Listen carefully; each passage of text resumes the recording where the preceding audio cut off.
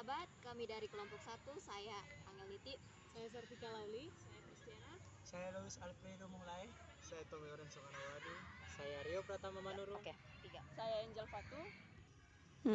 Pada kesempatan ini kami dari kelompok 1 akan mendiskusikan buku Sukses Memimpin yang ditulis oleh Ellen G. White. 3. Jadi kita akan membahas tentang organisasi, di mana organisasi itu adalah suatu organisasi yang akan memiliki aturan dan pemimpin, di mana pemimpin itu yang mengatur satu organisasi. Contohnya Pathfinder ini memiliki pemimpinnya, dan di mana kita sebagai anggotanya harus mematuhi aturan tersebut. Mungkin ada yang lain? Kalau dari saya, organisasi itu adalah kumpulan tiap-tiap individu, di mana tujuannya untuk bisa mencapai tujuan tertentu. Seperti contoh Master Guide, yaitu menciptakan pemimpin-pemimpin yang baru. Itulah organisasi, di mana organisasi itu dibutuhkan orang-orang yang betul-betul dipakai untuk Tuhan dan mau untuk melayani Tuhan dengan sepenuh hati. Karena itu organisasi itu sangat penting bagi dunia saat ini. Jadi aku mau bertanya nih pada hari ini. Terus kalau organisasi itu tujuannya apa ya menurut saudari? Kalau menurut saya, organisasi itu tujuannya untuk mencapai poin atau tujuan bersama. Dimana contohnya yang tadi saya bilang, kalau Master Guide tujuannya untuk menciptakan pemimpin-pemimpin yang bisa sesuai moto Master Guide apa? Perkabaran Advent ke seluruh dunia pada generasi. Seperti itu. Jadi mungkin itu yang bisa saya jawab. Mungkin ada masukan. Baik, saya sampaikan kembali yang dimana tujuannya itu adalah tujuan ya. Saudara-saudari, aku mau bertanya nih pada hari ini. Terus tujuan organisasi itu bagi kita semua atau bagi kita lah semua yang ada di sini. Tujuannya apa ya bagi kita? Ada yang mau menjawab? Saudara Tommy atau jawab? Oke, saya mau menjawab. Oh, makasih. Tujuan dari suatu organisasi adalah untuk mencapai cita-cita suatu organisasi tersebut, yang dimana jikalau di Master Guide mungkin tujuannya untuk sebagai pelayanan. Jadi organisasi itu tidak terpaku pada dirinya sendiri, namun pada suatu kelompok. Jadi organisasi bertujuan untuk pelayanan, untuk menghilangkan rasa dia bisa sendiri, dan tidak tidak hanya sampai di situ dia berkembang, namun dia membangun kembali relasi dengan sesamanya. Mungkin itu saja tujuannya. Berarti tujuannya adalah untuk mengembangkan jati diri kita menjadi seorang pemimpin gitu ya, saudari? Iya, begitu. Oke, teman-teman, adakah yang mau menjawab lagi? Dan mungkin kerjasama antara sesama. Oh iya pasti. Enggak, tunggu. Saya mau bertanya juga nih Kak. Boleh. Apa aja langkah-langkah untuk dalam membentuk organisasi itu? Baik, saya akan menjawabnya. Itu kalau untuk membentuk satu organisasi, yaitu harus musyawarah, kebersamaan, terus harus memiliki visi misi agar semua orang tahu bahwa organisasi itu adalah penting. Saudara-saudari, aku mau bertanya nih pada hari ini. Terus tujuan organisasi itu bagi kita semua atau bagi kita lah semua yang ada di sini. Tujuannya apa ya bagi kita? Ada yang mau menjawab? Saudara Tommy atau jawab? Oke, saya mau menjawab. Oh, makasih. Tujuan dari suatu organisasi adalah untuk mencapai cita-cita suatu organisasi tersebut, yang dimana jikalau di Master Guide mungkin tujuannya untuk sebagai pelayanan. Jadi organisasi itu tidak terpaku pada dirinya sendiri, namun pada suatu kelompok. Jadi organisasi bertujuan untuk pelayanan, untuk menghilangkan rasa dia bisa sendiri, dan tidak tidak hanya sampai di situ dia berkembang, namun dia membangun kembali relasi dengan sesamanya. Mungkin itu saja tujuannya. Berarti tujuannya adalah untuk mengembangkan jati diri kita menjadi seorang pemimpin gitu ya, Iya, saudari. begitu. Oke, teman-teman, adakah yang mau menjawab lagi?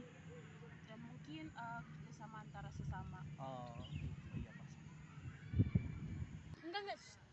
Saya mau bertanya juga nih Kak. Boleh, boleh. Apa aja langkah-langkah untuk dalam membentuk organisasi itu?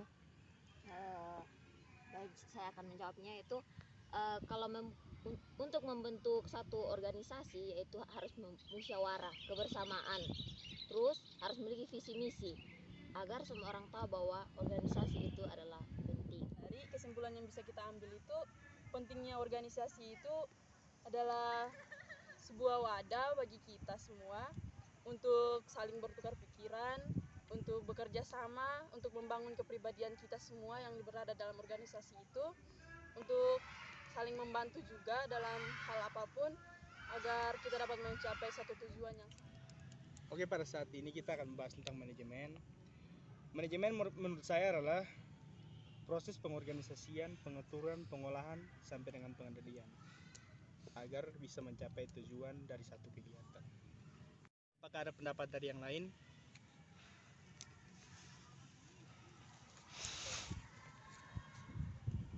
Aku ada pertanyaan Kak.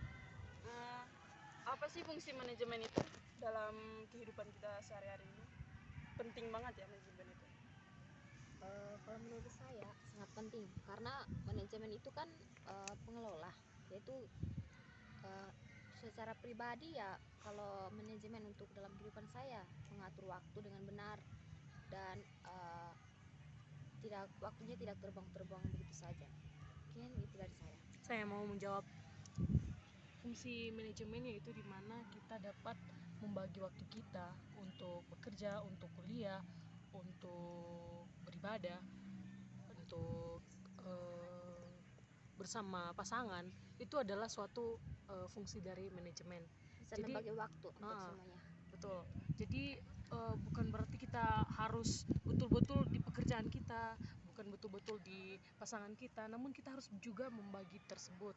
Jika kita sudah bisa membagi tersebut, maka itu yang namanya dengan manajemen fungsinya. Oke, jadi kesimpulannya itu adalah manajemen itu adalah pengendalian. Jadi mana kita itu mampu mengendalikan segala hal termasuk waktu dan diri kita sendiri. Itu saja mungkin.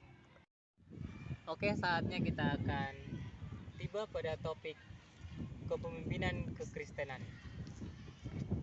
Seperti Yesus Kristus memimpin jemaatnya, kekristenan juga dibutuhkan kepemimpinan. Kita juga diajarkan untuk cara-cara bagaimana melakukan hal-hal kepemimpinan di dalam kekristenan kita, anggota kekristenan, baik itu dalam jemaat kita, baik itu dalam rumah tangga kita. Oke, begitulah dari saya.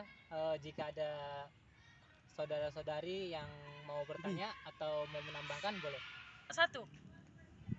Oke, dan saya mau bertanya, bagaimana agar kita bisa menerapkan jiwa kepemimpinan Kristen di dalam gereja? Kalau menurut saya, bagaimana kita menerapkan kepemimpinan Kristen, yaitu dengan mencontohi juru selamat kita, yaitu Yesus Kristus sendiri, sebagai tadi yang dibilang oleh saudari, di mana Yesus sendiri ada saudara mungkin yang memimpin suatu jemaat.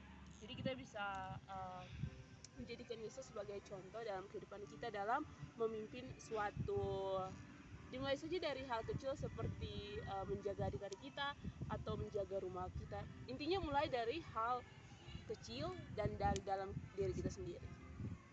Oh, begitu. Bagaimana karakter kepemimpinan dalam gereja tersebut?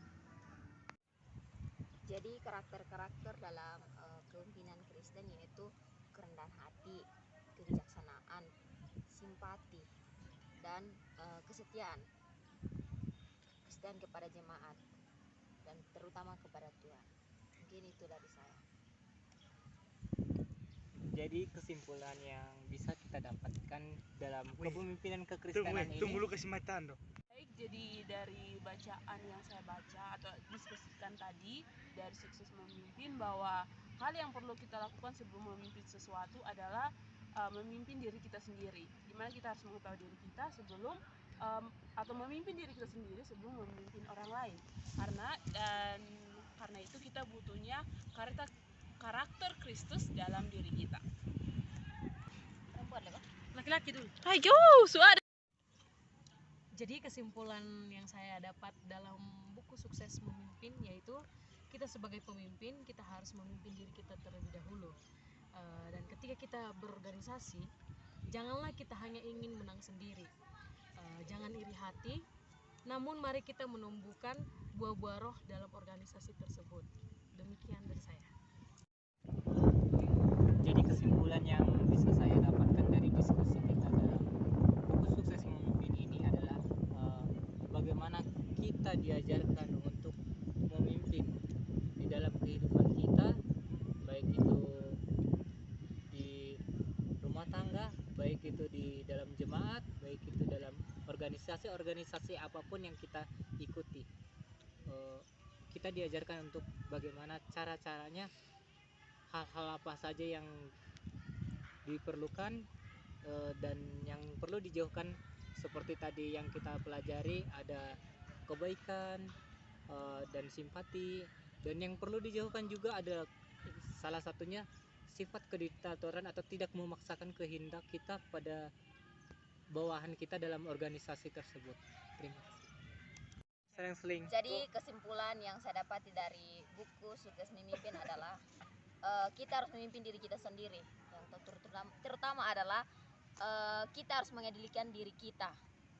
Yaitu kalau kita menjadi seorang pemimpin, yaitu kita harus bijaksana, rendah hati, dan kita harus simpati kepada orang lain. Dan terutama lagi kita harus setia kepada Tuhan. Mungkin ini dari saya. Terima kasih.